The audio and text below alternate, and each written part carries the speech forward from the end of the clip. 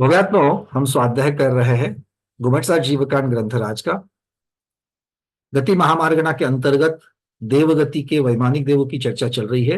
वैमानिक देवों की चर्चा करते करते पर थोड़ा सा विषय बाकी है। इसमें देवों की ऊंचाई, उनकी अवगाहना, शरीर की ऊंचाई जो है, इसकी चर्चा अब यहां पर प्रारंभ कर रहा हूं मैं। ये मुख्यतः से तत्वार्थ सूत्र का जो सूत्र है, गति शरीर परिग्रहाभिमान तो हीनः, इस प्रकार से मतलब गति, शरीर, परिग्रह और अभिमान ये ऊपर ऊपर के देवों में हीन है, कम कम कम होते जाता है।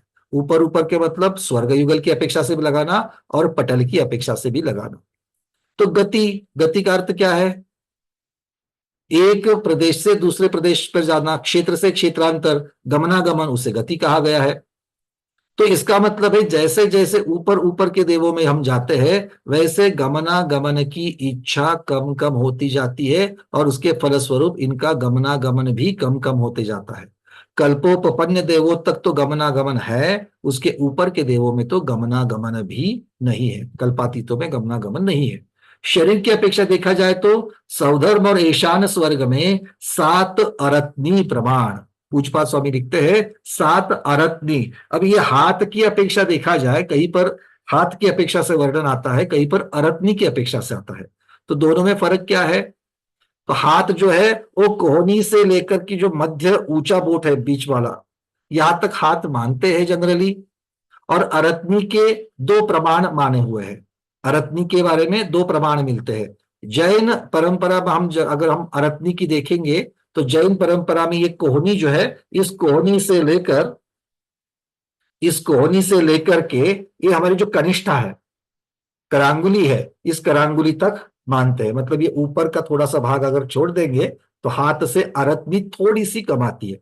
किंतु हाथ और अरत्नी इनको बहुत जगह पर पर्यायवाची भी लिया गया है।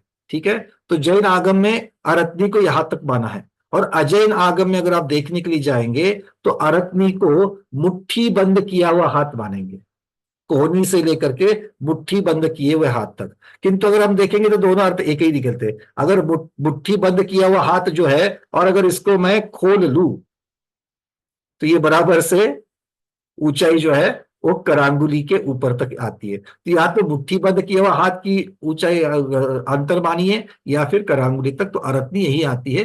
अरत्नी से थोड़ा सा हाथ थोड़ा सा लंबा है, तो कहीं हाथ की अपेक्षा से है, कहीं अरत्नी की अपेक्षा से है। ठीक है, तो जैन और अजैन दोनों का वर्णन भले शब्दों की अपेक्षा से अलग हो किंतु दोनों में अर्थ एक ही निकलता है, प्रमाण एक ही निकलता है। तो सौधर्म और ईशान स्वर्ग में 7 अरत्नी प्रमाण है। सानत कुमार महेंद्र स्वर्ग में 6 अरत्नी कम हो गया।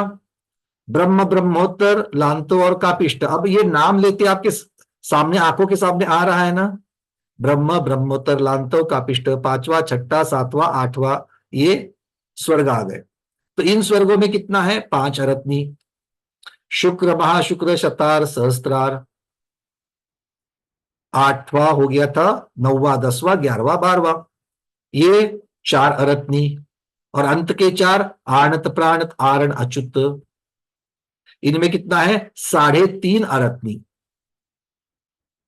यहां पर एक फर्क है, आणत और प्राणत में 3.5 अरत्नी, आरण और अच्युत में 3 अरत्नी। तो अंत के जो 4 है उसमें पहले 2 जो है, 13वां और 14वां स्वर्ग जो है उसमें 3.5 अरत्नी लगा लेना, और 15वां और 16वां जो स्वर्ग है उसमें 3 अरत्नी प्रमाण है। अब ग्रहवेकों में देखेंगे तो 3-3 ग्रहवेक के ग्रुप है। आधो ग्रहवेक में 3 है, तो आधा ग्रहवेक के 3 ग्रहवेक जो अहमिंद्र है उनमें 2.5 अरत्नी। मध्य ग्रहवेक के 3 ग्रहवेक है उसमें 2 अरत्नी, और उपरिम ग्रहवेक के 3 ग्रहवेक है उनमें 1.5 अरत्नी। अनुदिशों में, अनुदिश में भी 1.5 अरत्नी। तो ऊपरी के 3 ग्रहवेक और अनुदिश का एक पटल, इनमें 1.5 अरत्नी लगा लेना। और अंत में पंचम अनुत्तर विमान, 5 अनुत्तर विमान जो है उनमें अहमिंद्र का शरीर 1 अरत्नी का प्रमाण है। तो विजय, वैजयंत, जयंत, अपराजित और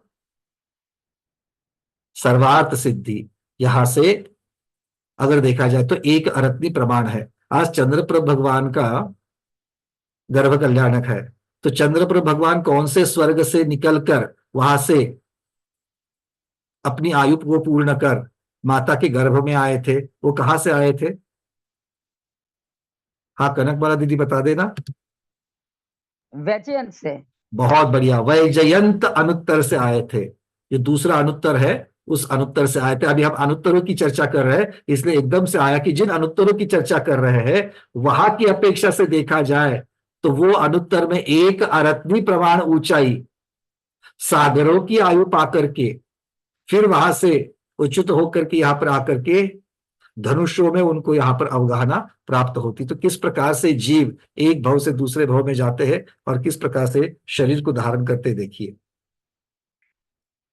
आके आचार्य भगवान अब देखते हैं परिग्रह और अभिमान तो हीन। तो परिग्रह कम कम होते जा रहा है, मतलब क्या है? ऊपर ऊपर के देवों के पास कम कम चीजें हैं। परिग्रह मतलब सौदर्भ महाराज के पास जितनी एफडी होगी उतनी लांतव कापिष्ट के पास नहीं होगी। जितनी जमीन जायदाद लांतव कापिष्ट के पास होगी उतनी आरण अच्युत के पास नहीं होगी। क्यों, क्या लगता है? आचार्य भगवान कहते कि परिग्रह कम कम कम होते जाता है ना? पर ये वाली बात नहीं है। ऊपर में तो भोग की अपेक्षा, बाह्य सामग्री की अपेक्षा तो फिर वो तो बहुत ज्यादा ज्यादा सुख के साधन है, किंतु यहां पर परिग्रह का अर्थ लेना उसके अंदर ममत्व का भाव। तो जो ममत्व का भाव है, बहुत सारे साधन होते हुए भी उसको भोगने की इच्छा ही नहीं होती है। और ये सिर्फ स्वर्गों में नहीं होता, हमने इसी भव में ऐसे एक से एक अरबपति करोड़पतियों को देखा है। 100 एकड़ 150 एकड़ जमीन जायदाद है, रत्नों के व्यापार करते हैं, ज्वेलरी शॉप्स है, खानदानी रईस है, अरबपति है, करोड़पति है। 31 फुट उत्तुंग प्रतिमाओं के निर्माण करा करके दान दे देते हैं। ऐसे सिंपल रहते हैं, इनके घर में कोई भी चला जाए उसको उसी प्रकार से उसको वो ट्रीट करते हैं, उनके साथ में व्यवहार रखते हैं। ऐसे लोगों को हमने इस भव में देखा है। इतना सिंपल रहते हैं और भोगने की आकांक्षा ही नहीं है। इतना सिंपल, बाहर का खाना तक नहीं खाते। 7 प्रतिमाओं के व्रत लिए हुए हैं, इससे ज्यादा क्या बताओ? अरबपति होते हुए 7 प्रतिमाओं के व्रत लिए गए हैं। हो सकता है कि किन्हीं किन्हीं को पता भी चल गया हो कि मैं किनकी अपेक्षा से बात कर रहा हूं। ऐसे जीव नियम से जाकर के आगे कभी ना कभी तो इंद्र पद को जरूर प्राप्त करेंगे। खैर, तो ऊपर ऊपर के पटलों में बाह्य परिग्रह का जो संचय है वो तो है, किंतु क्योंकि वो किसका फल है? बाह्य परिग्रह का मिलना ये किसका फल है? पुण्य का फल है। ज्यादा जमीन जायदाद गाड़ी पैसा बरकत ये किससे मिलता है? पुण्य से मिलता है। ये सब सांसारिक सुख है, ये पुण्य से मिलते हैं। किंतु उसको भोगने के लिए जो इच्छा चाहिए, जो ममत्व भाव चाहिए, वो चारित्र बोहनीय कर्म का काम है। और चारित्र बोहनीय काम कर्म जिसका मंद पड़ गया है उसको भोगने की इच्छा ही नहीं होती है। मैं उन डायबिटिक वालों की बात नहीं कर रहा हूं, मधुमेहियों की बात नहीं कर रहा हूं कि जो शुगर बढ़ने की वजह से घर में इतनी सारी चीजें होते हुए भी सादा भोजन करते हैं। तो उनकी चर्चा, वो खा नहीं सकते हैं, मजबूरी है, डॉक्टर ने बताया करके नहीं खाएंगे। मैं उनकी चर्चा नहीं कर रहा, मैं उनकी चर्चा कर रहा हूं कि जो सब कुछ होते सब कुछ त्याग देते हैं, वो भी बिना विषाद। तो ऐसे ऊपर ऊपर के देवों में ये बातें जो है ये कम कम, और इसी का प्रमाण है, इसी का फल स्वरूप है कि आप देखते हैं कि सबसे ऊपर में रहने वाले सरवार सिद्धि की जो देव है वो 33 सागर, ऐसा वर्णन आता है कि नहीं आता है कि 33 सागर का समय उन्हें धर्म चर्चा करते करते बिताते हैं। और वो समय जब पूर्ण होने के लिए आता है तो सोचते अरे 33 सागर का समय खत्म हो गया। मतलब धर्म चर्चा करते हुए इतना सुख, इतना आनंद मानते हैं कि बाकी ऐहिक सुख को भोगने की इच्छा ही नहीं है। और इस प्रकार से ये मूर्छा जो है ये कम कम होती जाती है। लिस्सा की बात हमने पहले भी करी है, तो लिस्सा का प्रकरण जब हमने पहले चार्ट देखे तो देखा। अब एक कुछ विशेष देवों की चर्चा करते हैं, लौकांतिक देव। आचार्य भगवान कहते हैं तत्वार सूत्र में 2 सूत्र कहते हैं, ब्रह्म लोकालया लोकांतिक। और फिर इनके 8 भेद जो है, उन 8 भेदों के भी नाम बताते हैं। सारस्वतादित्य वन्य अरुण गर्दतो यतुष्टा व्याभाधारिष्टाश्च। सारस्वतादित्य, पहले तो ब्रह्म लोकालया लोकांतिका। आलय, ब्रह्म लोकालया लौकांतिका। आलय शब्द का अर्थ क्या होता है? निवास। जो ब्रह्मलोक में निवास करते हैं, एक भवावतारी होते हैं, ऐसा अर्थ करेंगे तो चलेगा क्या? ब्रह्म स्वर्ग कौन सा होता है? कौन बताएगा जल्दी से फटाफट? ब्रह्म स्वर्ग कौन सा होता है? 5वां स्वर्ग। बहुत बढ़िया। वो ब्रह्म स्वर्ग के नीचे वाला स्वर्ग कौन सा है? क्या नाम है उसका? ब्रह्म स्वर्ग के बिल्कुल नीचे, निचली मंजिल पर कौन रहता है? शोभाज मेरा दीदी बताओ, अनम्यूट कर रहा हूं जल्दी से। सानत कुमार। बहुत बढ़िया, सानत कुमार। देखो, परिचय रखना इन लोगों से। ऊपर कौन रहते, नीचे कौन रहते, बाजू में कौन रहते, है ना? बहुत जल्दी इनसे पाला पड़ने वाला है। तो अच्छी बात है कि इनका परिचय कर लो। सारद कुमार कहाँ रहते हैं, महेंद्र कहाँ रहते हैं, ठीक है ना? तो ये ब्रह्मलोक जो है, अच्छा ब्रह्मलोक के पटल कितने हैं? ब्रह्मलोक के पटल कितने हैं? देखकर बता सकते, कोई बात नहीं, हम आपको याद रखने की आपसे अपेक्षा नहीं रखते, देख करके भी बता सकते हो। देखने पर मिलना चाहिए कि भाई नोट्स में कहा लिखा हुआ है ना? नहीं तो आप ढूंढोगे गुणस्थान के प्रकरण में, नहीं तो आप ढूंढोगे जीव समास के प्रकरण में, नहीं तो गति मार्गना में है, ये तो पता होना चाहिए। अरविंद जी क्या लगता है?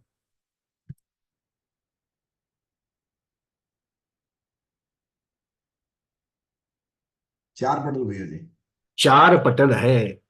तो इन 4 पटल के भी ऊपर, मतलब सबसे अंतिम पटल जो है, क्योंकि ये कहाँ रहेंगे, बहुत बार चर्चा आती है ब्रह्मलोक के अंत में रहते हैं। अरे ब्रह्मलोक के अंत में अगर रहते हैं, इसका मतलब ये नहीं कि हवा में रहते हैं, कहीं पर रहेंगे तो विमानों में रहेंगे ना।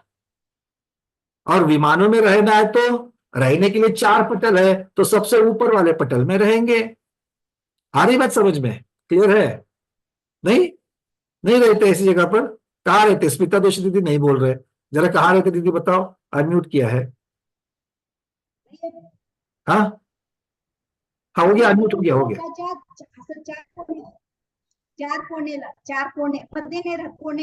अच्छा, 4 कॉर्नर में रहते अगर आप कहोगे, 4 कॉर्नर, चलो 4 कॉर्नर में तो 5व्या स्वर्गाच्या अंतला हाँ लोकांतिक बिल्कुल अंत में रहते। बिल्कुल बिल्कुल दीदी, 5वें स्वर्ग के अंत में ही रहते, हम उसकी चर्चा कर रहे हैं। तो हमारा कहना इतना ही है कि 5वें स्वर्ग के अंत में मतलब कैसे लेना?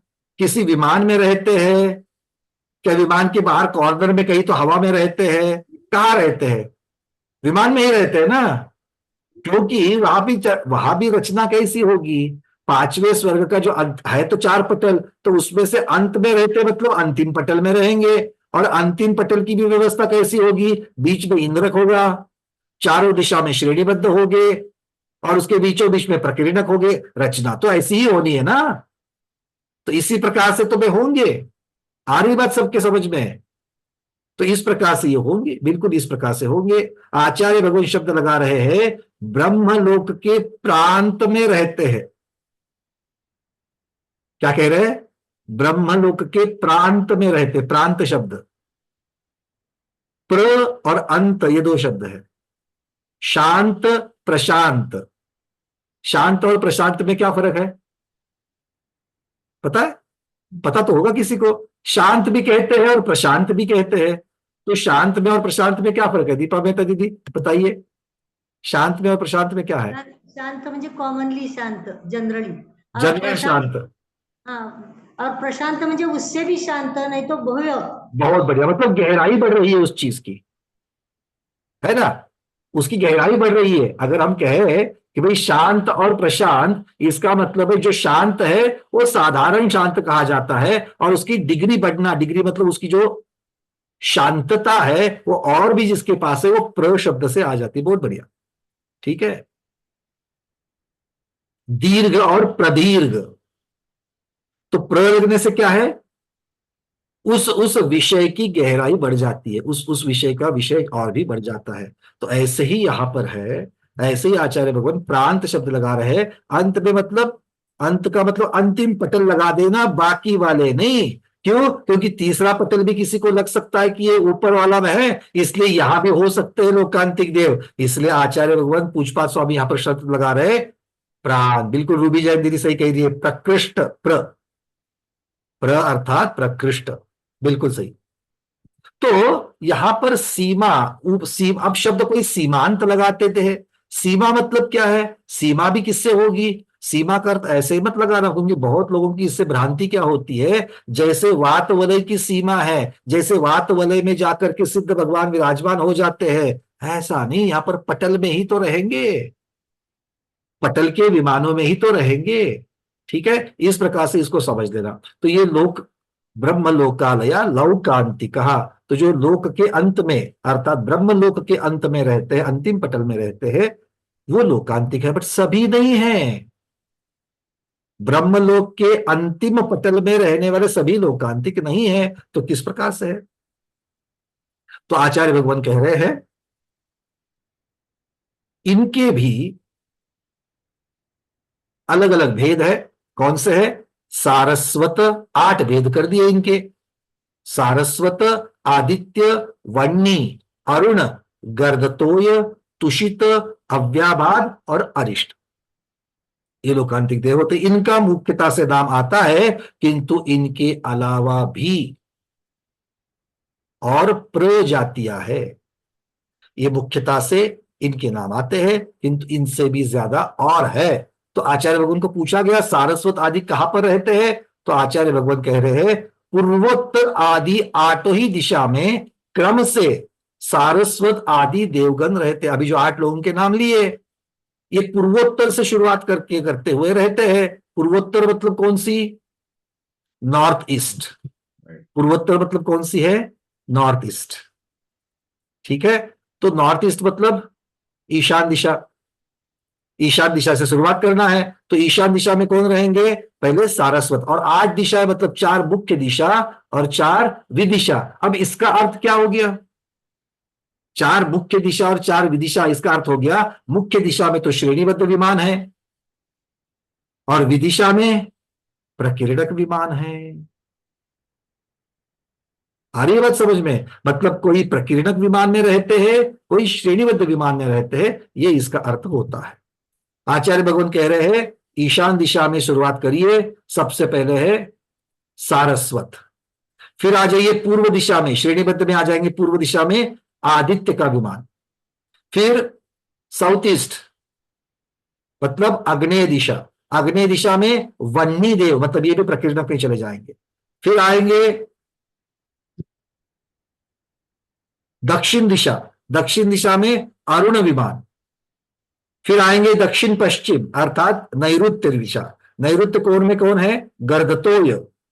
पश्चिम दिशा में तुषित देव, उत्तर पश्चिम अर्थात वायव्य दिशा में, वायव्य दिशा में अव्याभाद देव, और उत्तर दिशा में अरिष्ट देव। इस प्रकार से ये 8 मुख्य लौकांतिक देव जो है इनके विमान रहेंगे, और इनके परिवार वाले भी रहेंगे। अब लोकांतिक देव है, कल्पोपपन्न है, इसका अर्थ क्या हो गया? इनमें भी तो 10 पदधारी होंगे, इनमें भी तो, क्योंकि ये है तो कौन? मूलतः ब्रह्म स्वर्ग के अंदर है, ब्रह्मेंद्र के अंतर्गत आएंगे ये सारे। हाँ, इनका परिवार कैसे होगा ये पूछा जा रहा है यहां पर। अब इनको देवियां तो रहती नहीं है, देवियों की अपेक्षा से तो परिवार है नहीं है।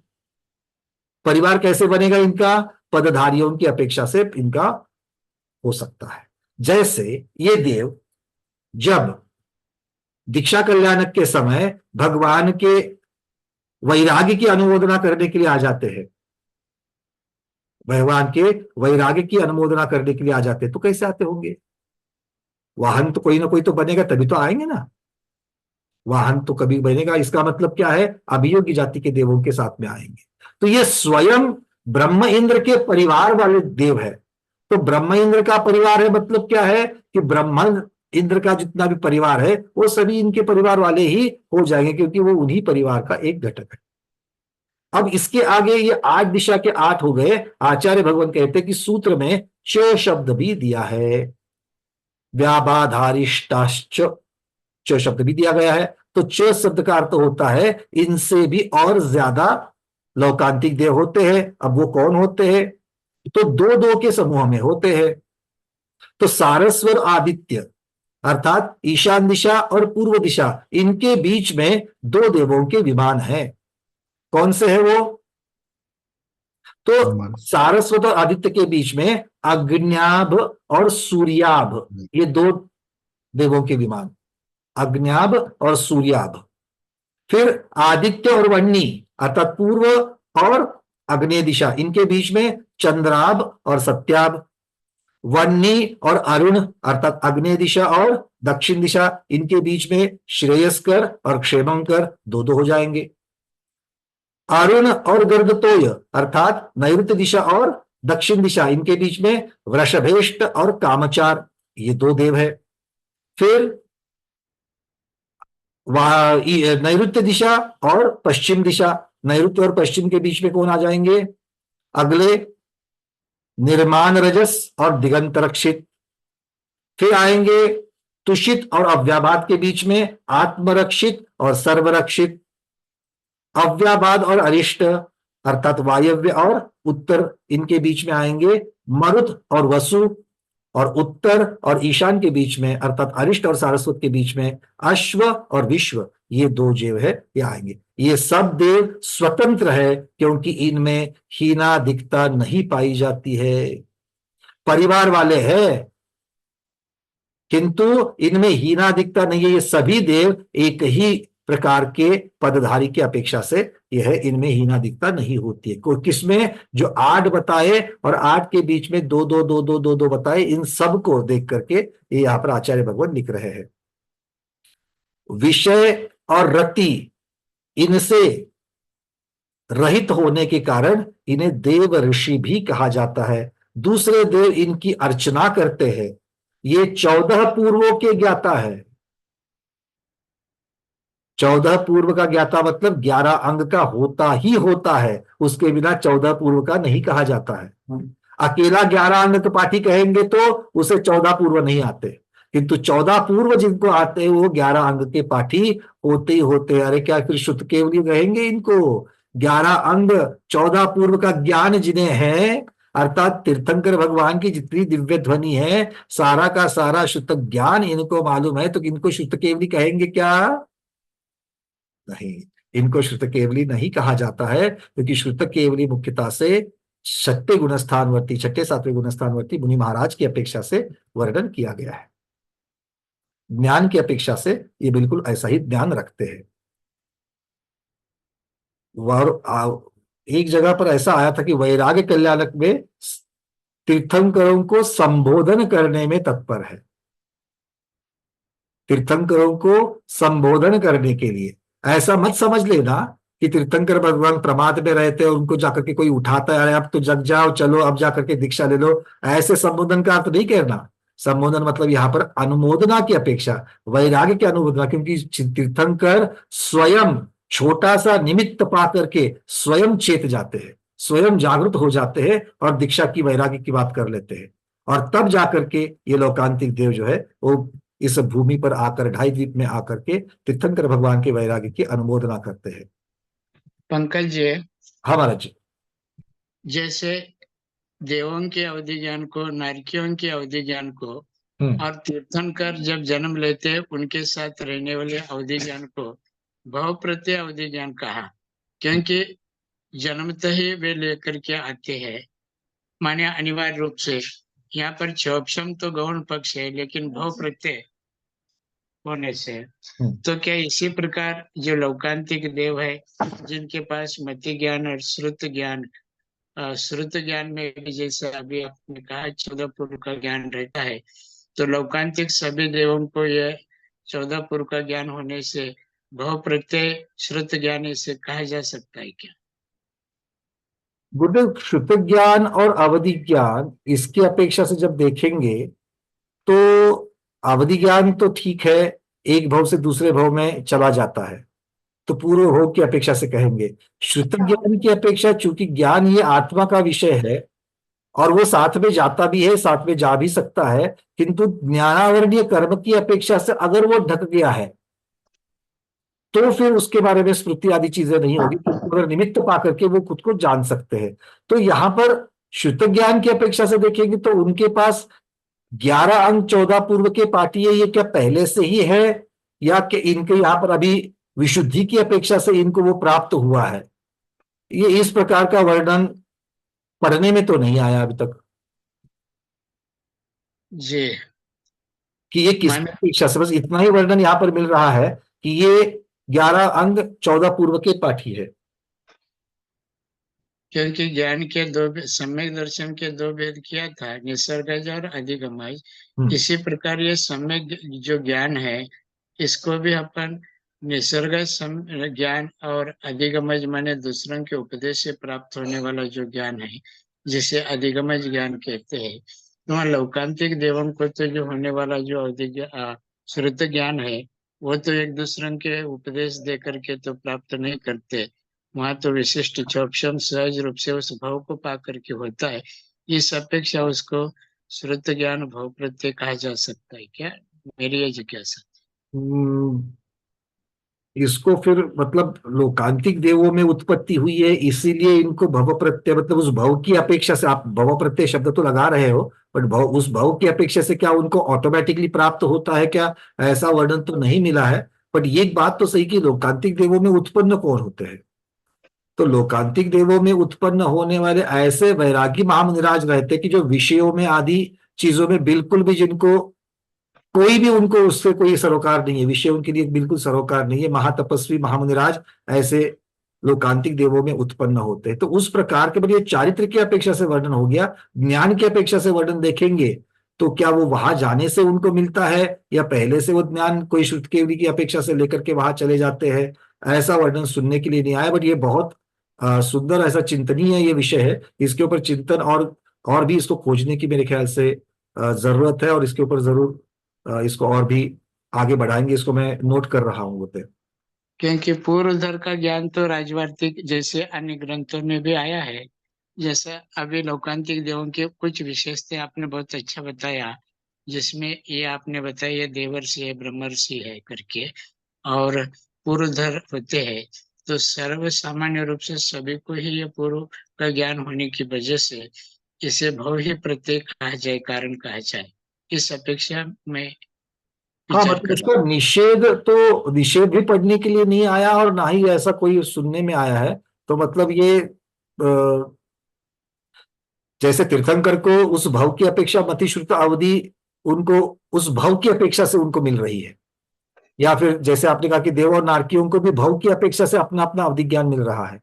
तो इस प्रकार से क्या लोकांतिक देवों में उत्पत्ति होने की वजह से उनको 11 अंग 14 पूर्व का अपनी विशुद्धि की अपेक्षा से, क्योंकि 11 अंग 14 पूर्व का जो ज्ञान होना है वो तो श्रेणी आरोहण करने वाले जो मुनिराज है, शुक्ल ध्यान प्रथम 2 शुक्ल ध्यान को धारण करने वाले जो है उनको भी हो जाता है। तो भले कोई मनुष्य भाव में भी अगर ऐसे कोई मुनिराज है कि जिन्होंने कभी 11 अंग 14 पूर्व का स्वाध्याय नहीं किया है या उसको पूर्ण उन्होंने प्राप्त नहीं किया है, फिर भी अपनी विशुद्धि के ऊपर चारित्र भौतिक कर्म की अपेक्षा विशुद्धि के जोर पर जब वो श्रेणी आरोहण कर रहे हैं तो उनको नियम से 11 अंग 14 पूर्व का ज्ञान हो ही जाता है उनको विशुद्धि के बल पर। और विशुद्धि किसकी है? विशुद्धि चारित्र भौतिक की है, और उसकी अपेक्षा से ज्ञानावरण कर्म का भी क्षयोक्षम होकर के उनको उतना ज्ञान होता है। क्योंकि शुक्ले चाद्य पूर्वविद ये शब्द जो है इसकी टीका में ही पूछपा स्वामी ने ये क्लियर कर दिया है कि चाद्य मतलब प्रथम के जो 2 शुक्ल ध्यान है वो पूर्वविद वाले को ही होते हैं। तो इसका मतलब है कि पूर्व का ज्ञान श्रेणी आरोहण करते हुए होता है, क्योंकि जो पहले के जो 2 शुक्ल ध्यान है वो 8वें गुणस्थान से ऊपर है, तो ये श्रेणी वाले गुणस्थान हो गए। तो मतलब ऐसा तो जरूरी नहीं कि सिर्फ श्रेणी में आरोहण करने वाले शुद्ध केवली भगवान ही श्रेणी को आरोहण करते हैं, जो शुद्ध केवली नहीं है वो भी तो श्रेणी को आरोहण करते हैं, तो फिर वो दोनों शुक्ल ध्यान को कैसे प्राप्त करते हैं?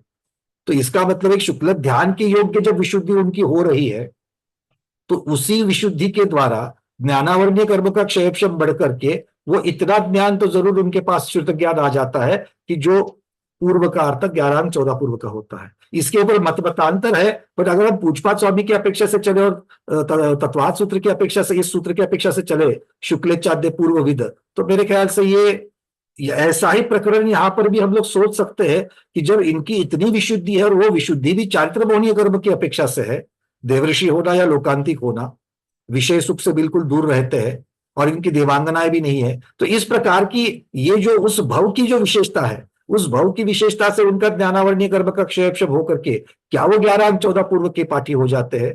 तो ये मतलब ये उसको मतलब तर्क से लगता तो है कि ऐसा हो सकता है, बट अगर गाथा प्रमाण कहीं मिल जाए तो फिर इसको पक्का कर लेंगे। आपको क्या लगता है आचार्य? हाँ, थोड़ा सा विचार करने जैसा विषय है, बाकी कुछ नहीं। बिल्कुल बिल्कुल, मतलब इसको अलग तर्कों से ज्यादा इसको भी और कहीं इस प्रकार का प्रकरण आया है क्या? अच्छा, संयम मनुष्य लोक में भी पूर्वधारी मुनि होते हैं, तो उसमें भी दो प्रकार के पूर्व के ज्ञानी है। एक भावश्रुत जिसको कहा, जो श्रेणी मानते हैं, और दूसरे ये छठे गुण स्थानवर्ती है, 11 अंग 14 पूर्व का ज्ञान है, लेकिन श्रेणी नहीं मान रहे, उसको अपन द्रव्य श्रुत केवल कह सकते हैं। श्रुत ज्ञान होने से द्रव्य श्रुत। समय सार में कुंदाचार्य ने शुद्ध केवली कहा, जिन्हें पूर्व ज्ञान है, बिल्कुल भले वह द्रव्य श्रुत है, क्योंकि भाव संयम आगे के गुणस्थानों का नहीं होने से सिर्फ छठे गुणस्थान संबंधित भाव संयम है। बिल्कुल बढ़िया है, इसको बिल्कुल इसको चिंतन में रखते हैं और इसके ऊपर और भी थोड़ा सा और स्वाध्याय की आवश्यकता मुझे है, तो मैं इसको इसके ऊपर जरूर आगे बढ़ूंगा गुरुदेव। चलिए आगे बढ़ते हैं। लोकांतिक देवों की संख्या पीडीएफ में आपको दी है अलग अलग प्रकार के, ज्यादा उस संख्याओं की डिटेल्स में नहीं जाएंगे, बस कुल कितने होते हैं? कुल 4,07,806 इतने लोकांतिक देव होते हैं। कितने बताया है? 4,07,806। इसका अर्थ क्या हो गया? जब ये कहते हैं कि सारस्वत 700 है, आदित्य 700 है, इसका मतलब है सारस्वत उस समूह का नाम है, उस लोकांतिक देवों की जाति का नाम हो गया। मतलब सारस्वत जाति जो लोकांतिकों में है उनमें 700 देव रहेंगे, ये इसका अर्थ हो रहा है। बात समझ में आ रही क्या सबको? 8 नाम जो दिए थे वो 8 देवों के नाम नहीं है, तो ये और ना ही ये विमानों के नाम है। विमानों के नाम तो समूह की अपेक्षा से मिल जाएंगे, उसमें उपचार करते हुए जिसमें जो रहता है उसका नाम देकर के वही उपचार से बताया जाता है, उस विवक्षा से बताया जाता है। किंतु यहां पर आचार्य भगवान कह रहे हैं कि इन देवों की कुल संख्या 4,07,806 है। ये देवों की संख्या है, ये विमानों की संख्या नहीं है। क्यों? क्योंकि ब्रह्म स्वर्ग के 4 पटल मिल करके कुल विमान संख्या 4 लाख है। आ रही बात समझ में? ब्रह्मयुगल जो है, ब्रह्मयुगल के 4 पटल के मिलकर सभी विमान, इंद्रक प्रकीर्णक श्रेणीबद्ध सब मिलकर के 4 लाख है। निकालो अपना, चाहिए तो चार्ट और देख लेना, 4 लाख है। और यहां पर संख्या लोकांतिकों की जो सिर्फ अंतिम पटल में है उनकी संख्या ये 4,07,806। तो ये देवों की संख्या है, ये उनके विमानों की संख्या नहीं है। समझ में आएगी बात? ये बहुत महत्वपूर्ण बात है, क्योंकि देखो आप, मेरा इतना ही कहना है कि आप लोगों ने ये तत्वार सूत्र सर्वार्थ सिद्धि की अपेक्षा से बहुत बार सुना पड़ा है, तो इनमें से जो छोटी छोटी सूक्ष्म चीजें हैं अब उनकी तरफ भी आपका ध्यान जाना जरूरी है।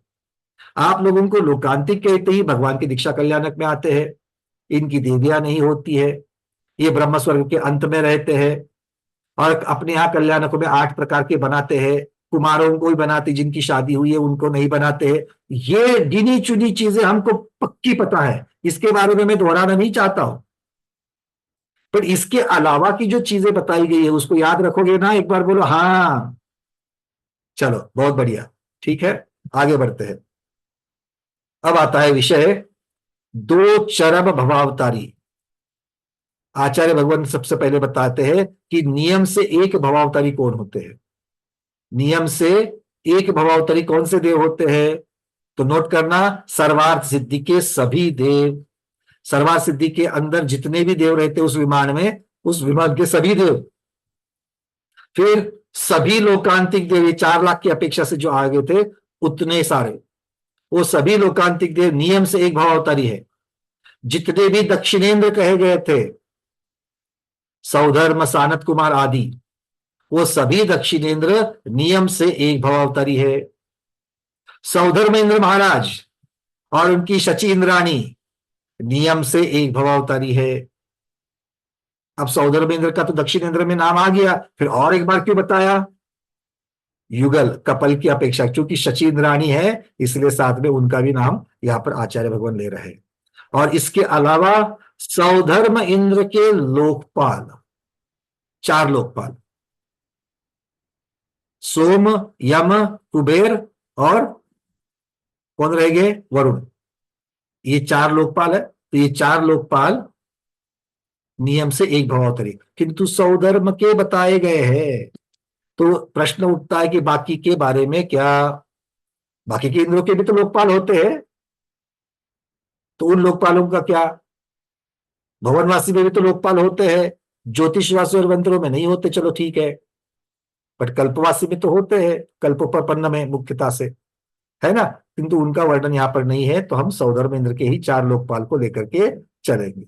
ठीक है, चलिए। अब इसके साथ में प्रश्न पूछा गया, भगवान ये तो एक भवावतारी हो गए, 2 भवावतारी कौन होते हैं? प्रमोद जी, आप वाला प्रश्न आता है बहुत, आपको इसमें जिज्ञासा रहती है हमेशा, द्विचर्मा में, है ना। तो देखो उसका वर्णन आ रहा है। तो द्विचर्मा की अपेक्षा तत्वार सूत्र में कह दिया विजयादिशु द्विचर्मा, अर्थात विजय, वैजयंत, जयंत, अपराजित, ये जो बाकी के 4 अनुत्तर है, इन अनुत्तरों की अपेक्षा ये कह रहे हैं। और इनमें 9 अनुदिश को भी ले लिया, 4 अनुत्तर और 9 अनुदिश को भी इसी के साथ में ले लिया। तो ये सभी द्विचर्मा है। अब द्विचर्मा का अर्थ कैसे करेंगे, ये आगे पूछपात स्वामी की अपेक्षा से आप लोगों को यहां पर चर्चा करते हैं। आचार्य भगवान कहते हैं शब्द आ गया विजयादि शु, विजयादि शु मतलब विजय आदि। तो विजय आदि में सिर्फ अनुत्तर वालों को लेना है, अनुदिश को कैसे ले लिया? प्रश्न मन में आएगा कि नहीं आएगा? भाई विजय तो अनुत्तर विमान का नाम है, तो आपने सर्वार्थ सिद्धि को एक भवावतारी बता दिया, तो बचे हुए विजय आदि 4 अनुत्तर विमानों को लेना चाहिए था, अनुदिश वालों को इसमें क्यों ले लिया? तो आचार्य भगवान यहां पर कह रहे हैं कि यहां पर मुख्यता से सम्यक दृष्टियों का प्रकरण, अहमेंद्र का प्रकरण होने की अपेक्षा से यहां पर 9 अनुदिशों का भी ग्रहण किया गया है। अर्थात 9 अनुदिश और बाकी के अनुत्तर, इनमें सिर्फ और सिर्फ सम्यक दृष्टि ही होते हैं, और यहां पर पूर्व भव के महामुनिराज ही वहां पर, अर्थात अति पुण्यशाली जो जीव है वही यहां पर रहते हैं, और सागरों की आयु तक इनका सम्यक तो च्युत नहीं होता है। ये इतने पुण्यशील होते हैं कि इनको द्विचर्मा में ले लिया। ठीक है, तो 9 अनुदिश और 4 अनुत्तर वाले, और अनुदिश वालों को क्यों ले लिया इसके साथ में? सम्यक दर्शन की अपेक्षा से ले लिया, सम्यक दर्शन छूटता नहीं की अपेक्षा से।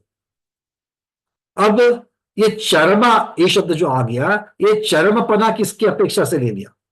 तो आचार्य भगवान यहां पर कह रहे हैं कि देह का चरमपना जो है वो मनुष्य भव की अपेक्षा से ले लिया है। क्या कहते हैं? मनुष्य भव की अपेक्षा, अर्थात जिसके 2 ही मनुष्य भव बचे हुए हैं मोक्ष जाने से पूर्व, जिसके 2 ही मनुष्य भव बचे हुए हैं, ऐसे जीव द्विचर्मा कहे गए हैं। तो फिर इनमें किस किस प्रकार की भंग बनते हैं? तो आचार्य भगवान यहां पर कह रहे हैं जो विजय आदिक अनुत्तर और अनुदिश से अपनी आयु को पूर्ण करके च्युत हो जाएंगे और सम्यक को ना छोड़ते हुए मनुष्य में उत्पन्न होंगे, संयम की आराधना करेंगे और फिर से जाकर के अनुत्तर अनुदिश में उत्पन्न होंगे। क्या कह रहे हैं? अनुत्तर अनुदिश में थे, अपने सम्यक्त्व के साथ वहां पर आयु पूर्ण करके मनुष्य में आ गए, तो मनुष्य का एक भव ले लिया, दो भव लेंगे, ये द्विचर्मा कहा है तो ये दो लेंगे तो पहला भव यहां पर आ गया। यहां से फिर मनुष्य से कहा चले जाएंगे? विजय वैजयंत आदि अनुत्तर या अनुदिश में चले जाएंगे।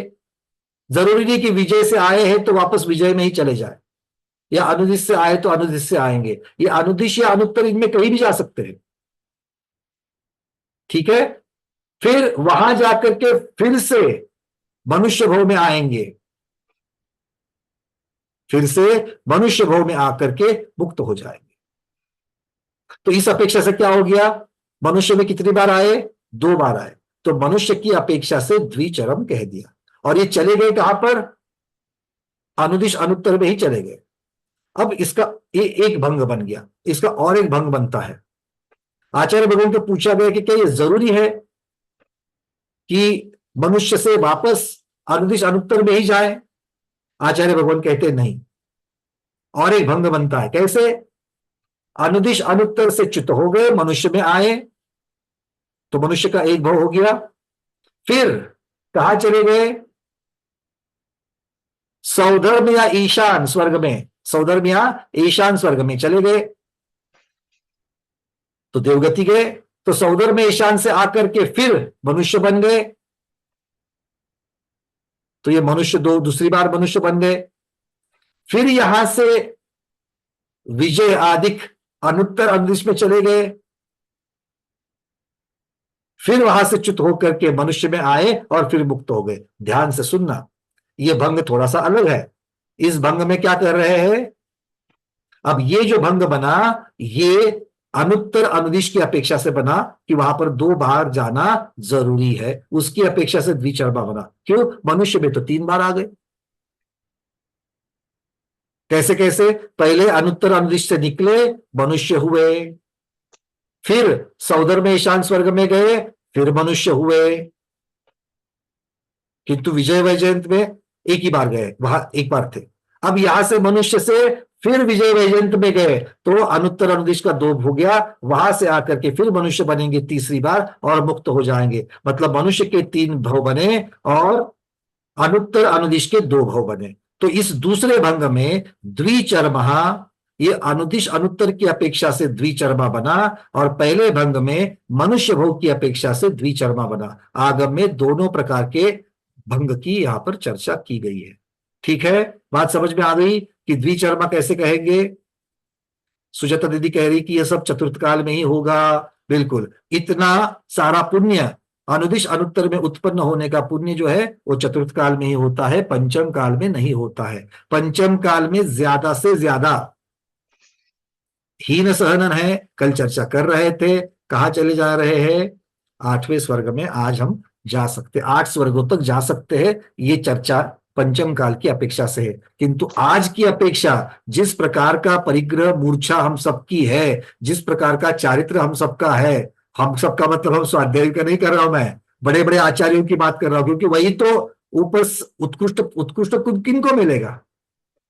उत्कृष्ट आयु किनको मिलेगी? जो बढ़िया से बढ़िया, जितने ऊपर वाले गुणस्थान में आयु का बंद करेंगे, देव का बंद, देवगति का बंद करेंगे, उनको मिलेगी। ठीक है, तो ये भी कभी हमने गुरुमुख से सुना है कि वो भी अभी आज की स्थिति में 8वें स्वर्ग तक जाने के लिए बड़ा मुश्किल है। तो हम और आप यही भावना भाना है कि हमें कम से कम पहला स्वर्ग मिले, कम से कम पहला स्वर्ग मिले, वहां पर पल्य की आयु मिले, ताकि जब वापस रिटर्न होकर के मनुष्य भव में आए तो यहां पर या तो भरत ऐरावत में आए, या तो विदेह में आए, कहीं पर भी आए तो तीर्थंकर भगवान होंगे ही होंगे। ठीक है ना? 81,500 वर्ष के बाद में तो तीर्थंकर भगवान आएंगे, पक्का है। 81,500 वर्ष तक कुछ न कुछ तो करके वहां पर टिके रहना है। चलो आगे बढ़ते हैं। तो इस प्रकार से ये कथन यहां बताया गया। और ये भी एक बात इसके और आगे कहा गया है। तो आचार्य भगवान यहां पर कह रहे हैं कि ये ज्यादा से ज्यादा कितने भव लग सकते हैं इसका कथन है। जो दूसरा भंग लग गया था, जो दूसरा भंग बन गया था कि कुल मिलाकर के 3 मनुष्य के भव बनेंगे, तो ये ज्यादा से ज्यादा का प्रमाण इस अपेक्षा से लगाया गया है, ये यहां पर कह रहे हैं। ठीक है, तो इसके साथ में हमारा ये कल्पवासी, कल्पोपपन्न, कल्पातीत देव जो है, वैमानिक देव जो है, इनके बारे में जो जितना प्रकरण है वो पूर्ण हुआ। एक बात आप सब लोग समझ लेना, देवगति की अपेक्षा जितना वर्णन मैंने यहाँ पर लिया है, आज मेरे ख्याल से 11वां या 12वां भाग है, 10, 12, 11, 12 जो व्याख्यान है इसके ऊपर हमने किए, बहुत लंबा चला है ये। फिर भी जितना आगम में देवों का वर्णन आया है उसका 50% भी हमने यहां पर नहीं लिया है। जितना उपलब्ध आगम में देवगति का वर्णन है, देवगति का मतलब देवों का, ठीक है, गोमटसार जीवकान की अपेक्षा से तो खाली 1, 2, 4 गाथा है, उन गाथा की अपेक्षा से तो हमने ले लिया पूरा गोमटसार जीवकान की अपेक्षा। किंतु आगम में देवों के बारे में जितना वर्णन है, त्रिलोक पन्नति हो, त्रिलोक सार, सिद्धांत सार, त्रिलोक भास्कर, हरिवंश पुराण, महापुराण, इनमें कहां कहां जहां जहां वर्णन देवों के बारे में आता है उसका 50% भी अगर हमने कवर किया है तो बड़ी बात है, ऐसा समझ लेना। मतलब ये इसलिए बता रहा हूं कि आप लोगों के लिए और भी स्वाध्याय करने के लिए जगह है, तो उन उन ग्रंथों का स्वाध्याय जरूर करना। 1, 2, 4 प्रश्नों को ले लेंगे और फिर हम बढ़ेंगे आगे। ठीक है, यहां से आगे पंचम गति सिद्ध गति के वर्णन शुरू होगा। हाँ आचार्य बोलो। पंकज जी, देवगति का इतना विस्तृत वर्णन, उनके वैभव का वर्णन, उनके सुखों का वर्णन, उनके आयु का वर्णन इतना किया है, तो क्या ये सबको सुनते पढ़ते समय कोई व्रती अथवा गृहस्थ निदान नहीं करेगा क्या? मुझे आगामी काल में देवगति का वैभव मिले, सुख मिले, तो क्या उनके सम्यक तुम्हें दोष नहीं लगेगा? बहुत बढ़िया, यही तो सावधानता हम सबको रखनी है कि पुण्य का फल किस प्रकार से मिलता है। तो पुण्य के फल को न्यूट्रल की अपेक्षा दूर से उसको देखना है कि ये पुण्य का फल, ज्ञान की अपेक्षा से उसको ग्रहण करना है कि ये पुण्य का फल है। और साथ साथ में ये भी सावधानता हम सबको रखनी है कि हमें वहां पर रहना नहीं है, ये भूलना नहीं है। जब हम तीर्थंकर भगवान की मोक्ष मार्ग पर चलेंगे तो ऐसे सांसारिक सुख मिलने ही मिलने हैं। जब हम मोक्ष मार्ग पर चलेंगे तो हमें सांसारिक सुख मिलने ही मिलने हैं। हमारा अंतिम ध्येय शाश्वत सुख का है, सांसारिक सुख का नहीं है। बस ज्ञान की अपेक्षा हम इसको ग्रहण करेंगे और उतना ही उसकी तरफ देखेंगे। जैसे कोई मुनिराज जो साधु रहते हैं, जो महाव्रती रहते हैं, हर रोज भोजन तो करते हैं, भोगी भी भोजन करता है और साधु योगी भी भोजन करते हैं। योगी किस प्रकार से भोजन करते हैं? भोजन की तरफ उसको भोजन मान करके, भोजन को भोजन जैसा जान करके, उसका स्वाद कम से कम लिए या ना लिए बिना ही उसको अंदर ले लेते हैं। क्यों? क्योंकि इससे मुझे अपने रत्नत्रय को वर्धन करने का काम करना है, इस अपेक्षा से उसको लेते हैं। और भोगी अपने शरीर को पुष्ट करने के लिए गृद्धता के साथ में, गरिष्ठता के साथ में उसको सेवन करता है। ये फर्क है। तो हमें इन सब वर्णनों को गरिष्ठता के साथ में, गृद्धता के साथ में ग्रहण नहीं करना है। तो बस ये मोक्ष मार्ग पर चलने का फल है, इस अपेक्षा से उसकी तरफ देखते हुए, न्यूट्रलता की वजह से देखते हुए, सावधानता रहते हुए फिर आगे उसमें से बढ़ना है। देवगति में जाने वाला वहां की दीर्घायु, पूर्ण आयु को जीना चाहता है, जबकि आपने कहा कि पहला स्वर्ग मिले उसमें भी सागरोपम की आयु ना मिल करके मुझे पल्यों की आयु मिले, ताकि मैं जल्दी वहां से निकल सकूं। तो इन भावना से क्या आयु का आकर्षण होता है, घाताइश होता है? अगर ये देखो, ये तो विशुद्धता की भावना है, क्योंकि ये मोक्ष मार्ग की भावना है। और विशुद्धता से देव की आयु बढ़ेगी, देव की आयु कम नहीं होगी। संकलेश परिणाम से देव की आयु घटेगी, विशुद्ध परिणाम से नहीं घटेगी। ये तो भावना इस प्रकार से बाहर है क्योंकि हमारा सबका ध्येय जो है वो अंतिम शाश्वत ध्येय की तरफ है। इसलिए जैसे तीर्थंकर प्रकृति का स्थितिबंध, तीर्थंकर कर्म प्रकृति का स्थितिबंध हमें ज्यादा नहीं चाहिए, हमें कम से कम चाहिए। तो अगर तीर्थंकर बनकर के इस जग को छोड़ना है, इस भव से निकल करके सिद्ध बनना है, पर जल्द से जल्द उसके लिए सागरों की आयु लेकर के नहीं रहना है। तो इस प्रकार से शाश्वत सुख की तरफ देखते हुए इसका वर्णन किया गया। जी, ये जैसे आज पहली बार आपसे मैंने सुना, यही बात हुकुमचंद भारेल जी ने अपने प्रवचन में भी कहा था कि अरे स्वर्गों में कल्पों में जाकर के क्या फायदा है, वहां तो सागरोपम कालों तक लटकते रहना पड़ेगा। इससे तो अपन भवनत्रिक में थोड़ी आयु है, आधा पल्ले पल्ले प्रमाण आयु है, उतना पूरा करके अपन मनुष्य बन करके संयम धारण करके मोक्ष जा सकते हैं। क्योंकि स्वर्गों में तो जाएंगे तो बहुत सारा लंबा समय संसार में ही अटकना पड़ेगा, जबकि अपने को संसार से निकल करके मोक्ष जाना है। इसलिए अपने को भवनत्रक भले हमारा थोड़े समय के लिए समय तो छूट जाएगा, लेकिन हम जल्दी मोक्ष जाएंगे। ये एक दृष्टि से उनका चिंतन भी आपके चिंतन से मिलता जुलता है। नहीं गुरुदेव, मैं यहाँ लेकिन पर थोड़ा सा डिफर करना चाहूंगा, मैं थोड़ा सा अलग अंतर चिंतन करना अंतर चाहूंगा। अंतर क्योंकि इतना ही इसमें पड़ा अंतर इतना ही पड़ा, आपने कल्पवासी देव के पहले स्वर्ग में जाने का भाव क्यों किया? क्योंकि अपना सम्यक तो को धक्का ना लगे। बस बस गुरुदेव, इतनी इच्छा है, क्योंकि अगर मिथ्यात्व में चले जावे तो कहाँ भटकेंगे मालूम नहीं। ऐसी रिस्क नहीं चाहिए। हम आज के लोग हैं, कम रिस्क और ज्यादा से ज्यादा हमें रिटर्न्स चाहिए, इसलिए हम उस मिथ्यात्व की रिस्क नहीं लेना चाहते हैं।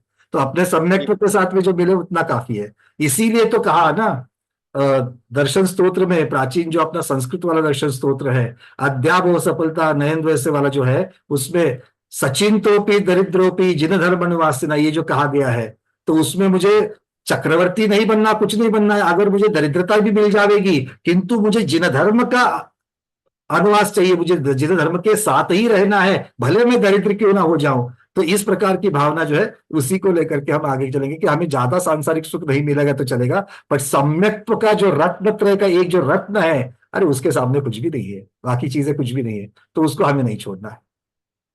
जी, चलिए, दो प्रश्न हमारे साथ दो तीन हैं, तो अरविंद जी आप बोलिए, उसके बाद विजय लक्ष्मी दीदी, फिर दीपा दीदी, फिर हेमांगी दीदी। नमस्ते महाराज जी, वंदना भैया जी। ये संसार के अंत में जो होते हैं वो लोकांतिक है, तो संसार के अंत में होते हैं वो लोकांतिक है, ऐसा लिखा है। नहीं नहीं, देखो ये यहाँ पर क्या है कि वो चर्चा वहां पर आई कि संसार के अंत में, जो संसार का अंत करने के निकट है। संसार के अर्थ दो हो जाते हैं, एक क्षेत्र की अपेक्षा संसार मतलब लोकाकाश, और दूसरा संसार मतलब जो परिवर्तन करते हुए जो हम चारों गति में भटक रहे हैं, संसरण कर रहे हैं, वो संसार। तो यहाँ पर संसरण चारों गति पे भटकने वाला जो संसार है, उसकी चर्चा है। तो उसके अंत में अब पहुंच गए, क्योंकि अगर हम पूरा जीव का प्रवास देखेंगे अनादिकाल से, तो मोक्ष का जो ध्येय है, तो इसका मतलब अब हम संसार के अंत तक आ गए हैं, मोक्ष के निकट आ गए हैं। कौन? लोकांतिक देव, क्योंकि अब वो सिर्फ एक भवावतारी बचे हुए हैं, एक ही उनका जन्म बचा हुआ है। इस अपेक्षा से उनको संसार के अंत, इस अपेक्षा से शब्द आया है।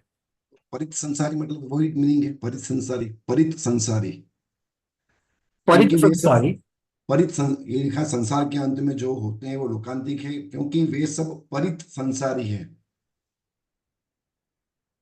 एक मिनट, शब्द कैसा आया है मुझे देखने दीजिए। पेज नंबर परित 112। संसारी माने निकट काल में संसार को नाश करके मोक्ष जाने वाले। निकट निकट निकट यहाँ भविष्य, निकट भविष्य की ये अपेक्षा जो से। लोकांतिक शब्द जो है ना, लोक के अंत में, ये क्षेत्र की अपेक्षा है। इसे अपन काल की अपेक्षा भी ले सकते हैं और भव की अपेक्षा भी ले सकते हैं। भव की अपेक्षा इस अपेक्षा के अगले भव में मनुष्य बन के मोक्ष जाएंगे, और क्षेत्र की अपेक्षा तो अभी पंकज जी ने बता दिया। और काल की अपेक्षा जो संसार काल है, उनका समाप्त होने को आया है, और संसार काल समाप्त करके वह मोक्ष काल में प्रयाण करने वाले, इस अपेक्षा, ये तीनों अपेक्षा ये घटित होता है। लेकिन यह लोकांतिक शब्द जो आया है, विशेष करके जैसा कि राजवार्तिक इत्यादि ग्रंथों में आता है, ब्रह्म स्वर्ग के अंत भाग में रहते हैं, उन्हें लोकांतिक देव का। ब्रह्म स्वर्ग में संसारी जीव भी रहते हैं, देव देविया रूप में भी रहते हैं पांचवें स्वर्ग में, लेकिन इस रूप में न रह करके इनकी कॉलोनी एक अलग ही प्रकार से बाह्य रूप में ही रहती है। इस अपेक्षा लोकांतिक क्षेत्र की अपेक्षा कहा गया है। चलिए, भैया जी नमस्कार। दूसरा भैया जी के लावंत जी इंद्र है, पांचवा स्वर्ग जो है, वहां से ग्रैवेक तक के जो है वो एक भावतारी नहीं है, मतलब। नहीं नहीं नहीं, वहां पर जो आरण अच्युत तक जो भी जितने भी दक्षिणेंद्र कहे गए हैं, 16 स्वर्गों में जितने भी दक्षिणेंद्र कहे गए हैं, वो सभी दक्षिणेंद्र एक भवावतारी है। दक्षिणेंद्र बराबर एक भावतारी है, हम्म। लेकिन जो दक्षिण इंद्र के सिवा के जो हैं वो तो एक बहुतारी नहीं। उत्तर इंद्र के लिए ऐसा नियम नहीं मिलता, और ऊपर के ग्रहवेग के अहम इंद्रों के लिए भी ऐसा नियम नहीं मिलता। मतलब ये नीचे हैं लेकिन वो चौथे स्वर के अंत में तो भी उनका एक बहुतारी है, और हाँ वो हाँ हाँ, बिल्कुल, ये क्योंकि ये विशेषता है, इसलिए लोकांतिक देवों का भी आचार्य भगवान ने तत्वाद सूत्र में भी, तत्वाद सूत्र इतना मतलब सीमित, कम से कम शब्दों में लिखा गया यह है, फिर भी लोकांतिक के लिए उन्होंने 2 गाथाएं दे दी, 2 सूत्र दे दिए उमा स्वामी महाराज ने। इतना विशेषपूर्ण ये समूह है, लोकांतिक देव होते हैं, क्योंकि इनकी विशेषता है। बराबर है, लेकिन इसमें इसमें अपन समझते हैं परिग्रह और कसाय भाव है, वो ऊपर ऊपर जाते हैं, कम होते हैं, बराबर है। तो इस केस में ये चौथे स्वर्ग में है, तो भी उनको एक बहुतारी तो फिर कैसे? उसके अगर ये फिर भी अगर मान लो 5वें स्वर्ग में है, तो उसके नीचे तो पहले स्वर्ग का सौधर्मेंद्र भी तो अगर उनकी अपेक्षा से देखा जाए तो उससे लेशा भी कम है, उसकी तेज भी कम है, उसका परिग्रह भी ज्यादा है, फिर भी सौधर्मेंद्र उसके साथ में एक भावावतारी है ना। और शची, इससे और भी शची इंद्राणी तो अभी बस्त्री पर्याय में है, किंतु तीर्थंकर भगवान के सानिध्य का और उस प्रकार का जो विशुद्धि बना रही है, उससे वो एक भावावतारी हो रही है। तो ये मतलब कुछ विशेषताएं होती है, ऐसी चीजें, ऐसी कुछ घटनाएं होती है कि जिनकी वजह से, और इसीलिए यहां पर सिर्फ लोकांतिक होने से वो एक भावावतारी नहीं है, मतलब वो लोकांतिक होने से एक भावावतारी है, पर लोकांतिक बने कैसे? हर कोई उठ करके लोकांतिक नहीं हो सकता है। बात समझ में आ रही है? मतलब इसके पहले के भाव में उन्होंने जो पुरुषार्थ किया है उसके बल पर ये लोकांतिक बने हुए, ये महत्वपूर्ण है। ठीक है, चलिए विजयलक्ष्मी दीदी। नमोस्तु महाराज जी, नमोस्तु। मुझे पूछना था, जैसे जैसे ऊपर के स्वर्ग में जाते हैं तो परिग्रह कम कम होते जाता है, और उनकी लेशा भी तो अच्छी अच्छी होती है, और 16वें स्वर्ग के ऊपर के जो 9 ग्रह रहते हैं उनका भी गमनागम नहीं रहता है, 16वें के स्वर्ग तक ही गमनागम रहता है। तो मुझे ऐसा पूछना था, फिर वो ग्रहवेग में 9 ग्रह में मिथ्या दृष्टि भी जाता है 9 ग्रह तक, तो वहां गए बाद उसका गमनागम, तो वो धर्म ध्यान करते क्या? उनको परिग्रह भी कम, लेशा भी अच्छी, तो मतलब उसके भाव भी सब अच्छे अच्छे होकर वो मिथ्या दृष्टि सम्य दृष्टि बनता है क्या वहां जाकर? देखो, एक बात समझ लेना कि वहां पर जाने वाले जो जीव है, द्रव्यलिंगी महामुनिराज की अपेक्षा से भी वहां पर मिथ्या दृष्टि बताए गए हैं। तो पूर्व संस्कार जो है, और अब इनका अवधि ज्ञान अगर आप देखेंगे, तो अगर वो साक्षात गमनागमन नहीं करते हैं तो फिर अवधि ज्ञान से तो सारी चीजें देख ही रहे हैं, पंच कल्याणों को देख रहे हैं, भगवान की दिव्य ध्वनि को सुन रहे हैं, ये सारी चीजों को तो वो ग्रहण कर ही रहे हैं। तो वहां पर उस प्रकार से ऐसा नहीं कि वहां जाने के बाद में कोई सम्यक दर्शन को प्राप्त नहीं कर सकता है, वहां जाकर के भी तो सम्यक दर्शन को प्राप्त कर सकते हैं। कर सकता है, पर मैं बोली वहां मिथ्या दृष्टि भी जाता है ना 9 ग्रह में। बिल्कुल जाते हैं, मिथ्या दृष्टि नवग्रह तक जा सकते हैं, किंतु वहां जाने के बाद में वो सम्यक दर्शन को प्राप्त कर सकते हैं अपने अपने कारणों से। हाँ, मैं वही पूछी, बहुत जो भी मिथ्या दृष्टि वहां जाता है तो कंपल्सरी पाए, क्योंकि उधर मतलब उनका परिग्रह भी मतलब कम करते हैं, वो लेशा भी अच्छी रहती है, और गमनागम नहीं करते तो धर्म ध्यान करते होंगे। देखो, लेशा अच्छी रहती है इसका अर्थ ये नहीं कि वो वीतराग होते हैं, पहली बात तो ये समझ लो। लेशा अच्छी होती है इसका अर्थ ये है कि राग द्वेष की मंदता है, और राग द्वेष की मंदता मिथ्या दृष्टि की भी हो सकती है, क्योंकि राग द्वेष की मंदता चारित्र मोहनीय कर्म का कार्य है, और श्रद्धान का कार्य, दर्शन मोहनी का कार्य जो है वो मिथ्या दृष्टि या सम्यक दृष्टि होना है। दोनों चीजें अलग है, दोनों को मिक्स नहीं करना है हमको। तो ये, और दोनों भी कर्म अपना अपना कार्य कर रहे हैं, तो मिथ्यात्व का जो है वो मिथ्या दृष्टि, मिथ्यात्व का काम कर रहा है, किंतु चारित्र मोहनीय कर्म की अपेक्षा से उसके राग द्वेष में मंदता है, विशुद्धि अच्छी है, लेशा अच्छी है उसकी, और फिर वहां पर लेशा को बिगड़ने के जैसे कोई परिणाम होने के लिए बाह्य निमित्त नहीं मिल रहा है, क्योंकि वो उस प्रकार की लेशा के साथ में ही उत्पन्न हो रहे हैं। इस बात को ध्यान रखना, उत्पन्न जब हो रहे हैं देवों में, तो अपने अपने स्वर्गों में उस लेशा में जाने के बाद में फिर वहां पर लेशा को बिगड़ने के, बहुत ज्यादा बिगड़ने के ऐसा कोई परिणाम वहां पर नहीं है, और बहुत ज्यादा विशुद्ध होने के भी परिणाम नहीं है, इस बात को भी ध्यान रखना। तो ये इस चीज को, अब देखो, सौंदर्येंद्र महाराज साक्षात जब तांडव नृत्य कर रहे हैं, नाच नाच करके भगवान के सहस्त्र नामों से उनकी स्तुति कर रहे, तो किस प्रकार के उनके विशुद्ध परिणाम होने चाहिए। जब शची इंद्राणी भगवान को देखते हुए जब वो इस प्रकार के एक भवावतारी होने का जब वो पुरुषार्थ कर रही है, तो सौंदरबेंद्र महाराज सहस्त्र नेत्र करके जब दर्शन कर रहे हैं, तो किस प्रकार की विशुद्ध शुक्ल वेश्या उनकी बिल्कुल वहां पर होती होगी। फिर भी प्रधानता से ओवरऑल उनकी पीतलेशा ही मानी है ना। तो कितने समय के लिए टिकते, क्योंकि वहां से वो वापस आ रहे हैं सौंदरबेंद्र, तो वो परिणाम वहां के सुखों के साथ में कितनी देर टिकते हैं।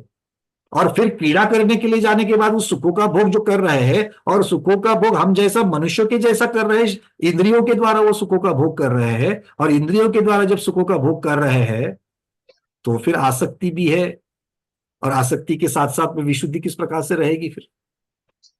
फिर ऐसा समझ देखा कि सौंदर्येंद्र जैसा सचिन रानी जो पद अपने को देवलोक में, तो पहले भाव में अपने जो विशुद्धि थी उसी हिसाब से अपने को वो पद मिलता है, तो उसी हिसाब से उन एक भाव अवतारी मतलब उतनी विशुद्धि रहती है उनकी, जब मतलब वो मनुष्य से जाते हैं क्या देवलोक? कहाँ से जाएंगे?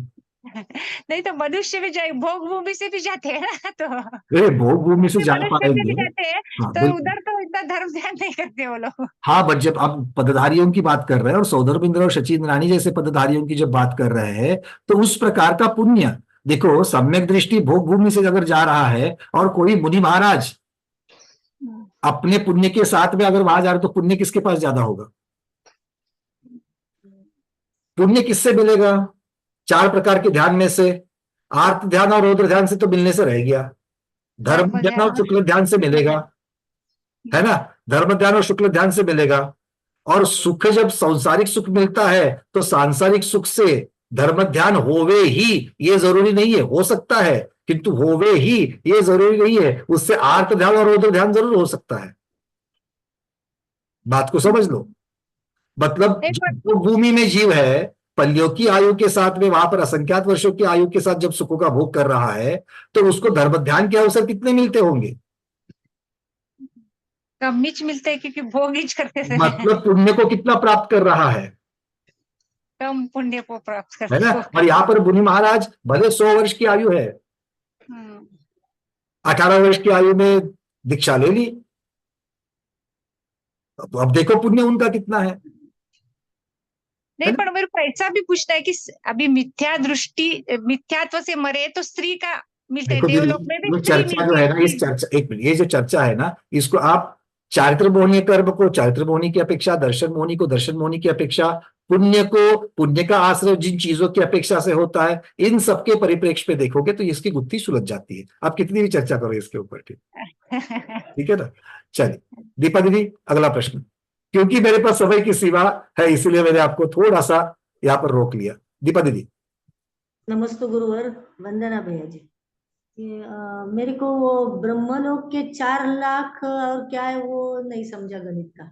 हाँ, वो पीडीएफ में उसके डिटेल्स दिए हैं कि वो देव की संख्या दी है, मतलब सारस्वत जाति के जो देव है, लोकांतिक देव है, उनकी चर्चा जब आती है तो आचार्य कहते हैं कि सारस्वत जाति के 700 है, आदित्य जाति के 700 है, वन्नी जाति के 7007 है, अरुण जाति के 7007 है, गर्दतोय जाति के 9009 है, तुषित जाति के 9009 है। मतलब ये जो विमान जो बताए गए हैं, इन विमानों के अंतर्गत उस समूह के लोकांतिक देव है, तो उन देवों की संख्या बता रहे हैं।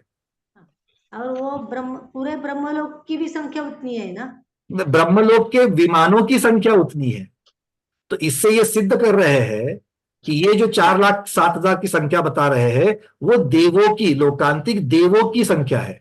और जो 4 पटलों में मिलकर के जो 4 लाख की संख्या है, वो विमानों की संख्या है। तो 4 लाख विमानों में कुल ब्रह्म स्वर्ग में मिलकर के बहुत सारे देव होंगे, बहुत सारे। उदाहरण के लिए 1 करोड़ देव होंगे, उदाहरण के लिए। तो 1 करोड़ में से 4,07,000 लोकांतिक प्रकार के हैं, इतना आप, ठीक है। चलिए, होता क्या है कि बहुत बार स्वाध्यायी भ्रमित होता है कि ये जो 4,07,000 बताए हैं, मतलब सारस्वत जाति के देवों के 700 विमान है क्या, किसी के 7,007 विमान है क्या, ऐसा सोचते हैं। तो इसलिए आचार्य भगवंत ने वहां पर क्लियर किया है कि ये संख्या देवों की संख्या है, विमानों की संख्या नहीं है। और इसको समझने के लिए कैसे, जल्दी से जल्दी कैसे समझ में आएगा, तो कुल मिलाकर 4 पटलों के विमानों की संख्या ही 4 लाख है, और ये अकेले एक पटल के कुछ विमान है, तो 4,07,000 तो विमान नहीं हो सकते इस अपेक्षा से। और वो ये तो अंत में रहते हैं, हाँ फिर नीचे 3 पटलों में भी दूसरे सामान्य ब्रह्मलोक के होंगे ना? हाँ, तो है ना, वो देव तो है, बिल्कुल है। तो क्या, अगर है तो क्या मतलब, आप क्या कहना चाहते हो? वो लोकांतिक नहीं है, वो लोकांतिक नहीं है, वो बस ब्रह्मलोक के है। अंत में रहने वाले वो लोकांतिक, बस वो ब्रह्मलोक वाले है, बस इतनी सी बात है। पर सामान्य देव है, ब्रह्मलोक के सामान्य देव। हाँ बिल्कुल ऐसा ही। ठीक है, चलिए हेमांग दीदी। वंदना भैया, नमोस्तु आचार्य श्री। भैया, जो लोकांतिक देव होते हैं उनका गुणस्थान चौथा ही रहता है, ऊपर स्वर्ग में रहते हैं तो 4 के ऊपर जा ही नहीं सकता किसी भी हालत में। तो भैया, जब जो लोकांतिक देव में जन्म लेते हैं वो यहाँ उत्कृष्ट तपस्या करके ही लोकांतिक देव में जन्म लेते हैं। वैरागी की भावना जिनके अंदर ओतप्रोत होती है वही जनरली जाकर के लोकांतिक देव बनते हैं। मतलब जो श्रुत, मतलब उनको जो श्रुत का ज्ञान है वो यहाँ से प्राप्त करके उत्कृष्ट तपस्या करके वो साथ में जाता है, ऐसे हो सकता है ना भैया? नहीं दीदी, मतलब इसका समर्थन और इसका विरोध अगर करना है तो कोई पुख्ता उसके लिए प्रमाण होना चाहिए, तब जाकर के उसका समर्थन या उसका, इसलिए तो आचार्य श्री को जो हमने कहा कि अलग अलग तर्क बनते हैं उसके, किंतु अगर आगम प्रमाण कुछ अगर मिल जावे तो उसको फिर पक्का कुछ कहा जा सकता है उसके। क्योंकि वहां चौथे गुण स्थान में तो वो प्राप्त नहीं कर सकते हैं। ऐसे कोई बात नहीं है, चौथे गुण स्थान में 11 अंक का पाठ तो होता ही होता है। अब 14 पूर्व का जो है, हाँ 14 पूर्व का चतुर्थ गुण स्थान में देव, लोकांतिक देवों की अपेक्षा से तो हो ही रहा है। प्रश्न इतना ही है कि वहां पर उत्पन्न हुए तो उस भाव की अपेक्षा से उनको हुआ है या पहले से वो लेकर के आए हैं। तो इसका कुछ ना कुछ तो प्रमाण मिलेगा, तभी तो इसके ऊपर कुछ कहेंगे ना। क्योंकि ठीक है, वहां उस भाव में उत्पन्न होना चारित्र तो है, चौथा गुण स्थान है, तो वो तो पॉसिबल नहीं है भैया। देखो जैसे यहां पर जैसे हम लोग स्वाध्याय करते तो अच्छा ज्ञान अगर क्षयक्षम जिसका है तो उसके पास अच्छा ज्ञान है, जरूरी नहीं है कि वो अनुवृत्ति हो ही हो। कितने सारे पंडित मैं आपको दिखा दूं कि वो चतुर्थ गुण स्थान में ही है, उन्होंने अनुव्रत भी ग्रहण नहीं किए हैं, या तो फिर वो जिसे अनुव्रत मानते हैं, हमने तो ऐसे भी देखे हैं। अगर उनको पूछा जाए तो बोलते कि हम अनुव्रती है, और फिर हम उनको पूछते कि सूतक पातक पाल रहे हो क्या, बोलते नहीं है। तो फिर आगम की अपेक्षा से पंचम गुण स्थान कैसा हो गया? नहीं तो उनको 11 अंक 14 पूर्व का ज्ञान है तो श्रुत केवली हो जाएंगे ना भैया। देखो एक ज्ञान नहीं नहीं नहीं, ये जरूरी नहीं है दीदी। श्रुत हाँ केवली भगवान जो है वो मुनिराज होते हैं और हाँ उनको 11 अंक 14 पूर्व का ज्ञान होता है। इसका जी। अर्थ ये नहीं कि सभी 11 अंक 14 पूर्व के श्रुत केवली ही होंगे और मुनिराज ही होंगे। दूसरी जगह पर चौथे गुण स्थान में भी 11 अंक और 14 पूर्व का ज्ञान होता है, ये लोकांतिक देवों से स्पष्ट है। तो ये जरूरी नहीं कि छठे गुण स्थान व्यक्ति मुनि महाराज को ही उतना ज्ञान होगा, चतुर्थ गुण स्थानधारी को भी हो सकता है। तो चतुर्थ गुण स्थानधारी को होता है तो क्या वो सिर्फ लोकांतिक देवों की अपेक्षा से होता है या बाकियों की अपेक्षा से होता है? जैसे मनुष्य है उसको हो सकता है क्या? तो इसके ऊपर अगर मनुष्य को नहीं होता है और किसी को नहीं होता है चतुर्थ गुण स्थान में, सिर्फ लोकांतिक देवों को ही होता है, अगर ऐसा कहीं पर पुख्ता सबूत मिल जाए तो फिर उस भव का वो विशेष माना जाएगा कि क्योंकि वो लोकांतिक देव के भव में है इसलिए वो सुविधा उनको वहां पर मिल गई। इस अपेक्षा से समझ में आएगा, क्योंकि यहां पर जो है जो उनके पास है उसका वर्णन आ रहा है, वो कैसे प्राप्त हुआ है इसका वर्णन नहीं है। और हमारी चर्चा उसके ऊपर चल रही है कि कैसे प्राप्त हुआ। जी ठीक है, चलो वंदना भी। अर्चना दीदी भरूच बोलिए। वंदना भैया जी, नमोस्तु महाराज जी। भैया जी, जैसे बताया ब्रह्म ब्रह्मोत्तर के 4 पटल होते हैं 39 to 42। तो जो ब्रह्म ब्रह्मोत्तर की 8 जातियां होती हैं, वो लास्ट के पटल मतलब 42वें पटल में रहती हैं। तो जो नीचे के 3 पटल हैं उसमें जो देव रहते हैं, क्या उनके साथ देवियां, उनका परिवार है तो परिवार में उनके देवियां नहीं रहती हैं? नीचे वाले पटलों की बात कर रही हूँ। हो सकती है, हो सकती है, मतलब उसका कहीं निषेध नहीं है। लोकांतिक देव की नहीं होती है देखो, लोकांतिक संज्ञा ही नहीं है ना उनको, लोकांतिक हाँ, संज्ञा नहीं इसीलिए पूछा। मुझे लगा ये चारों पटलों में, मेरा पहला भ्रम था कि चारों पटलों में नहीं होती होंगी। नहीं नहीं, मतलब ये है कि मतलब जो 42वां पटल है उसमें जो 8 जातियां, उनके देवियां नहीं रहती। यहाँ पर मैं आपको और एक चिंतन दे रहा हूं। जितने विमानों की जी, संख्या अगर सिर्फ 4,07,000 देव है तो उनके विमान कितने हाँ, होते हैं? और चौथे पटल में 4 लाख, कितने हैं? 4 लाख, 4 लाख। चौथे पटल में ये तो विमानों की संख्या नहीं, हो तो देवों की अच्छा संख्या अच्छा, है। तो इन वो देवों तो की संख्या के कितने विमान है और चौथे पटल में विमान कितने हैं? अगर चौथे पटल में और भी विमान है लोकांतिक देवों को छोड़ करके, तो वो हाँ उनको क्या कहलाओगे, उनको क्या कहेंगे? तो वैसे ही जो नीचे के जो 3 पटल के देव है वो सामान्य ब्रह्म स्वर्ग, सामान्य देव है। तो उनके साथ में देवियां होने का कोई निषेध नहीं होना चाहिए। अच्छा अच्छा, वही मैंने बोला कि ये ये चीजें नहीं मतलब होगी। जी जी भैया। ओके। चलिए प्रमोद जी, बस इसके बाद में बहुत बस सारे यही लोग ऊपर में एक प्रश्न ले सकते हो, समय पूर्ण हो चुका है। यही पूछना चाह रहा था कि इनकी कोई लोकेशन, जैसे बाकी इंद्रों मतलब सौदर में इनकी लोकेशन दी, इतना वो हो, इसमें कोई लोकेशन नहीं दिया है ये लोकांतिक सिर्फ देवों के दिशा दिशा का वर्णन है बस। मतलब ये हैं? श्रेणीबद्ध में अगर कोई आए तो श्रेणीबद्ध में कौन सा विमान है ये नहीं बता जा रहा है। हाँ, तो मेरा हमको लगता है कि ये मतलब अब जो अपनी वो है धारणा है कि ये चूंकि इस तरह का इनका वो है कि ये थोड़ा सा बाहर साइड में रहते हो, मतलब आउटर साइड में रहते होंगे, ऐसा लगता है। लोकांतिक का मतलब सीमा की अपेक्षा से अगर आप देखेंगे तो हाँ। 5वें स्वर्ग को फिर आपको एक राजू तक लेके जाना पड़ेगा, बट ऐसा कोई ना कोई तो अंत के अपेक्षा से तो भाई ठीक है 5वें के चौथे पटल में आ गए। अब तिरछे दिशा में तिर्यक दिशा में कहां पर होते हैं इसके बारे में अगर देखेंगे, उनके बीच बीच में अगर मतलब वो देव रहेंगे, मतलब मेरा मतलब थोड़ा सा है कि भाई ऐसे जो भी देव हैं इसके उनके ऊपर अगर बीच थोड़ा में सा इसके ऊपर और थोड़ा सा स्वाध्याय करके फिर उस विषय हाँ। को आगे बढ़ाएंगे, ठीक है ना? मेरा मतलब इतना ही है, क्योंकि और बहुत सारा प्रकरण हो सकता है कि आगम में होगा, उसकी तरफ अभी तक क्योंकि ध्यान। मैंने ये पढ़ा था कहीं, ये बताया था प्रणब सागर महाराज ने कि ये जो रहते हैं वहां पर विशेष अंधेरा होता है, मतलब बहुत ही ज्यादा अंधेरा होता है उस एरिया में, मतलब विशेष अंधेरा उन्होंने बताया था लोकेशन। तो वहां लोकांतिक देवों की देव तिर्यक दिशा में जितना आप दूर दूर जाओगे वहां पर अंधेरा ही मिलेगा। अकेले ने इतना अंधेरा है कि वहां पर उसको पार करने के लिए भी मतलब बड़े ही देव जो है उसको पार कर, इतना अंधेरा होता है, सामान्य देव तो उसको पार भी नहीं कर पाते हैं। तो लोकेशन उन्होंने बताई थी कि उस एरिया में उनका विमान है। इसका मतलब अगर महाराज जी ने बताया इसका मतलब आगम में कहीं ना कहीं तो आया है, तो हमको ढूंढना हाँ, पड़ेगा। वो उन्होंने वो बताया है कि कुछ समुद्र के ऊपर वहां बिल्कुल घोर, मतलब नीचे से ऊपर तक बहुत बहुत ही घोर अंधेरा है, ऊपर से नीचे तक उस एरिया में इनका विमान बताए थे, मतलब उन्होंने कुछ ऐसा लोकेशन बताया था। ढूंढ लेते मिल मैं जाए, मिल उसको जाए। ढूंढ के देखूंगा मैं हाँ दोबारा। आप भी ढूंढिए, चलिए बहुत बढ़िया। ठीक है, तो आज के स्वाध्याय में इतना ही। आज के स्वाध्याय को गुरुओं के श्री चरणों में बारंबार नमोस्तु वंदनामि इच्छा करते हुए यहीं पर समापन करते हैं। जैनम जयतु शासनम, जैनम जयतु शासनम, जैनम जयतु शासनम। और फिर से ज्ञान योगी आचार्य भगवान के श्री चरणों में बारंबार नमोस्तु करके उनके उत्तम रत्नत्रय और उत्तम स्वास्थ्य की भी कामना करते हैं। जय श्री।